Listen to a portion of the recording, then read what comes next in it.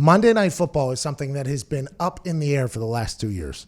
Obviously, the Jason Witten experiment did not work out as planned. Jason Witten is now playing football for another team other than the Dallas Cowboys. He's playing for the Raiders. Yep. Yeah. Gruden Grinder, Monday Night Football booth. John Gruden, Jason Witten, not only on a football field together, coach and player, but they'll also be sharing tips on broadcasting. Maybe Jason Witten gets back into it after people forget about the Monday Night Football stint, which almost did happen because of the test toward Booger McFarland. For whatever reason, I'm not saying anything about Booger, I'm not saying anything about Tess, but for some reason, it was not a booth that people seemed to love. I liked Booger McFarland as a human. I liked him as a commentator. I like Joe Tessitore as a human. I like him as a commentator. But for whatever reason, every once in a while, the people can tell the story. So they are now up in the air again. They tried to pursue Tony Romo. They were going to pay Tony Romo, 17 million or 16 million or something like that. And then CBS paid him 17 million. He's back with Jim Nantz in afternoons. They tried to go after Peyton Manning. Peyton Manning, who's Peyton's Places, by the way, were on ESPN all weekend. Good stuff. Mm-hmm. Hey. I enjoyed it. I watched it thoroughly for the first time. Good stuff. Good writing. I thought it was good entertainment level, good information. Peyton's Places was a very good thing that I had not watched. I had said I watched it because I saw little clips of it and stuff like that, but I actually watched it from front to back, a couple episodes. Good piece of content. He's in the ESPN house already making content for ESPN. They go ask him for Monday Night Football, allegedly offer him $20 million. $20 million. And Peyton Manning says, nah, I'm going to go sell some more insurance. So now what does ESPN do? Everybody's talking about ESPN's looking bad. They try to make a trade potentially for Al Michaels because they thought that would lure Peyton Manning over because Peyton, I guess, has an affinity for Al Michaels. NBC said, no way, Jose. And you got to remember, all of this is for everybody who's trying to get a Super Bowl. Right? So NBC is not giving up Al Michaels because they're probably bidding on a Super Bowl at some point. They don't want to help out ESPN because they don't want ESPN to get a Super Bowl over NBC. Fox is trying to get Super Bowls. CBS is trying to get Super Bowls. That's why they paid $17 million to Tony Romo, because the world heard Tony Romo on the Super Bowl and everybody loved Tony Romo. So CBS, if they're trying to get another Super Bowl, they want to keep their booth intact. Fox wants to do that with Joe Buck and Troy Aikman. NBC wants to do it with Alan Chris, even though they have Mike Tirico, who a lot of people say is one of the greatest play-by-play guys to ever exist. He's been put by the wayside because of Al Michaels and Chris Collinsworth. Mike Tirico is now a host on a desk. So what does ESPN in their number one NFL booth have that they could get a Super Bowl or bid for a Super Bowl over everybody else?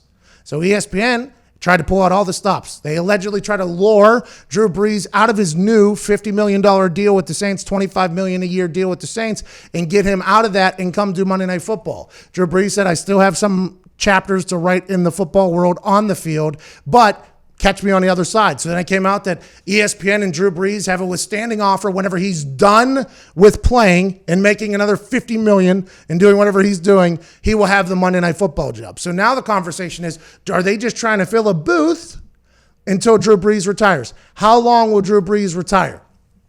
2 years, 3 years, 4 years, 1 year? How long does this booth last? And they were like, well, we have to have a stopgap until that case allegedly pops up. This is all things I've not been told directly by ESPN. I've just followed this rather closely because I thought I would potentially be in the running for it. Turns out I am not, because the move is Kirk Herbstriet and Chris Fowler, Saturday night's crew, college football, A team, one team, would also do Monday Night Football, or would they only do Monday Night Football? A lot of college football fans have said, don't do that to us. Just because you can't figure out Monday Night Football, don't take away our golden team of Fowler and Kirk Herbstriet. We love them. And good news for you college football fans, because on Friday or Thursday, I forget which day it was, Kirk Herbstriet joined me and AJ Hawk from McAfee and Hawk Sports Talk, and I asked him directly about his name being circulated for the Monday Night Football job, and this is what he had to say. And with the NFL, there is one game that is played on a different night than when the NFL normally plays. It is on a Monday night, and that particular game is played on ESPN, which is a place that you have worked for like 19, 20 years at this point and have mastered the craft of being a color commentator. There's a lot of speculation after Tony Romo goes back to CBS, Al Michaels doesn't get traded, Peyton Manning turns down the job yet again. As of today, if you look around the internet and the speculation, the thought is Can Kirk Herbstriet pull double duty and do Saturday night and Monday night, both at college and in the NFL? Is that something you've ever thought about? And in my eyes, why haven't you been doing that for the last 10 years? Well, I appreciate it. I'm a college football guy. Like, that's my passion. So, my agent has talked a little bit about that as a possibility and entertaining that. And my reaction to that is if I would even think about that, there's no way I'm not doing College Game Day. There's no way I'm not calling a college game. Like, I love doing that. Like, NFL would be, I could do it. I think I'd enjoy it, but I think it'd be work.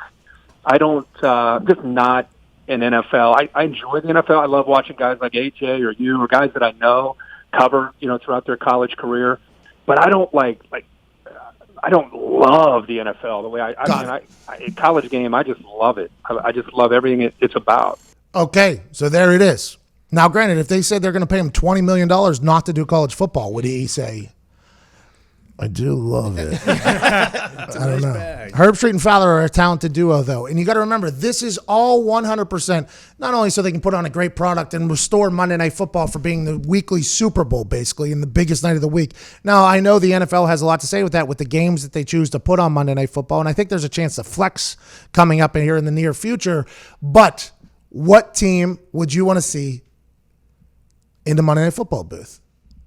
I'm intrigued to see who they end up with. I honestly am. The schedule is wild, right? You're gone all weekend. You don't get home till Tuesday. Then you're back watching film. Then you're gone again Friday or whatever. I mean, it's a grind. That's why Peyton didn't want to do it. From the stories people say, he didn't want to do the schedule. The year before, the story that was being told is he didn't want to critique Eli Manning. Then it was the schedule, which, by the way, after experiencing a commentator's schedule, it is no joke. If I have $100 million already in my bank account and I sell insurance to everybody, I could understand how people would be like, I'm not doing that schedule. Yeah. No way. So I'll be intrigued to see what it is. Kirk Herbstriet says, though, for you college football fans, he would never leave college football because he absolutely loves it. He's very good at it. I'll be excited to see if they have them go Saturday to Monday. That'd be a big time schedule for those two. And there's some people in the comments section that are saying, I didn't even know commentators mattered. It's like, they're hosting the show, dude. Like, you don't. And by the way, if you don't hear them, probably good. And if you hear them too much, probably not great. And if you're enjoying while watching, that's the job of the commentator, is to set the environment, set the tone, tell the stories, and hopefully fill any dry time whenever that game gets inevitably boring, which a lot of Monday Night Football games have gotten.